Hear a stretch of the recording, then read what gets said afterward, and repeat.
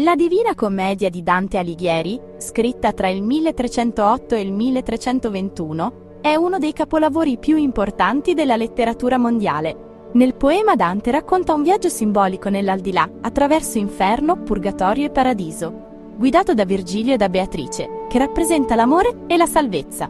L'opera non è solo un racconto fantastico, ma anche un percorso spirituale e morale dell'uomo.